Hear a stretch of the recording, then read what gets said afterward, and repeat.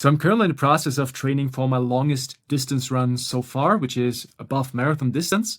And one question that I always get is like, how do you do this running in those very minimalistic shoes? Well, the answer here is pretty much the same thing like for most things really, and especially for writing. And this is why I mentioned this here.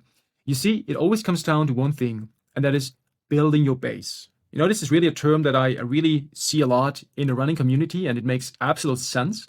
It's not really like, training, setting targets and, working towards them, but it's really much more about, just spending the time, putting in the hours so that the general frame of yourself, so that your muscles, your skeleton, everything basically can adapt to that situation. Like if you're switching to minimalist shoes, it's not like you can really train for that, right? It just takes time.